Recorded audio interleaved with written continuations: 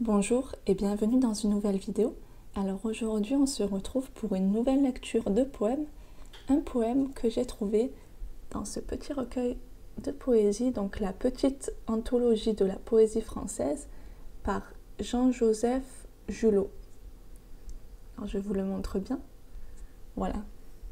Donc je vous conseille ce petit recueil qui est finalement très grand, vous voyez, très gros et très fourni. Moi j'aime beaucoup. Voilà, alors aujourd'hui vous allez découvrir le poème dans un instant. Alors encore une fois, on va voir les thèmes principaux et ensuite du vocabulaire en français. Mais d'abord, on va commencer par une lecture. Donc détendez-vous, écoutez le poème et j'espère que vous l'aimerez autant que je l'ai aimé. Pour faire le portrait d'un oiseau, Jacques Prévert. Peindre d'abord une cage avec une porte ouverte. Peindre ensuite quelque chose de joli, quelque chose de simple, quelque chose de beau, quelque chose d'utile pour l'oiseau. Placer ensuite la toile contre un arbre, dans un jardin, dans un bois ou dans une forêt. Se cacher derrière l'arbre, sans rien dire, sans bouger. Parfois l'oiseau arrive vite, mais il peut aussi bien mettre de longues années avant de se décider. Ne pas se décourager. Attendre. Attendre s'il faut pendant des années. La vitesse ou la lenteur de l'arrivée de l'oiseau n'ayant aucun rapport avec la réussite du tableau. Quand l'oiseau arrive, s'il arrive, observez le plus profond silence.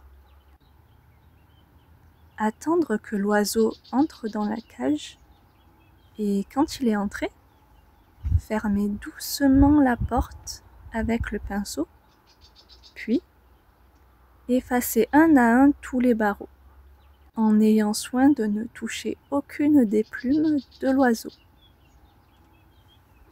Faire ensuite le portrait de l'arbre, en choisissant la plus belle de ses branches. Pour l'oiseau. Peindre aussi le vert feuillage et la fraîcheur du vent, la poussière du soleil, et le bruit des bêtes de l'herbe dans la chaleur de l'été. Et puis attendre que l'oiseau se décide à chanter. Si l'oiseau ne chante pas, c'est mauvais signe, signe que le tableau est mauvais. Mais s'il chante, c'est bon signe, signe que vous pouvez signer.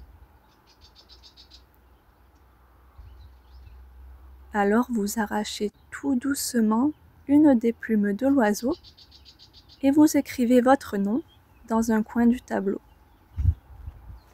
Jacques Prévert.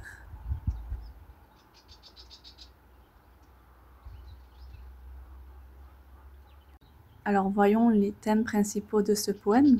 Nous avons la nature, ensuite la peinture, le peintre, en fait les objets de ce métier. Ensuite nous avons la beauté également. Et on a une opposition entre silence et bruit et liberté et enfermement. Donc voyons maintenant quelques mots issus de ce poème avec ces thèmes. Commençons par la nature. Nous avons bien évidemment l'oiseau. Ensuite on nous parle d'un arbre, d'un jardin, d'un bois, d'une forêt. On parle également des plumes de l'oiseau.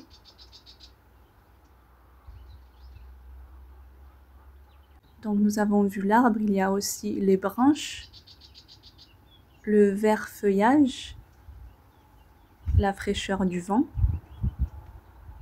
la poussière du soleil, les bêtes de l'herbe et la chaleur de l'été. Et tout ça nous donne l'impression en fait d'être vraiment dans ce jardin ou dans ce bois ou dans cette forêt, de vraiment entendre, écouter et de voir ce qui se passe devant nos yeux. Ensuite, nous avons le thème de la peinture, du peintre, des objets, par exemple la toile. Ensuite, le tableau. Donc, la toile et le tableau sont synonymes, c'est l'objet sur lequel on va peindre. Ensuite, nous avons le pinceau. On a également le portrait qui d'ailleurs se retrouve dans le titre. Ensuite, on a le nom. Eh bien, ici, le nom fait référence à la signature. À la fin, le peintre signe son nom. Et enfin, on a encore un coin du tableau. Concernant les verbes ici, nous avons déjà dans le titre faire le portrait. Donc, c'est peindre ou écrire, mais dans ce cas-là, c'est peindre. Et en parlant de peindre, eh bien, il y a le verbe peindre dans le poème. Ensuite, nous avons placer, effacer, signer et écrivez.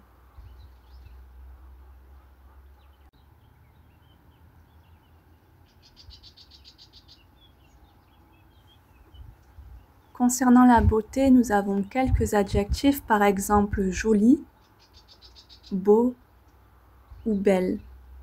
Ici, c'est de la peinture, c'est de l'art, donc on essaye de rendre joli le tableau, bien que la beauté est subjective.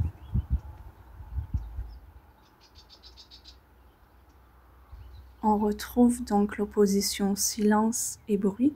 Commençons avec le silence. Nous avons lenteur, profond silence, doucement, et des verbes comme se cacher, sans rien dire, observer, sans bouger, attendre et ne chante pas.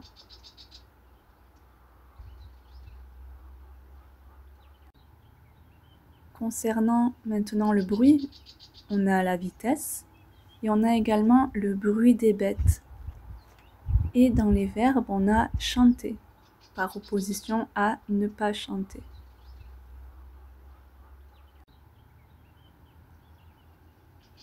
L'autre opposition, liberté et enfermement. Commençons par la liberté. On a une porte ouverte et pour l'enfermement, on a une cage et les barreaux. Et ensuite, comme verbe, fermer.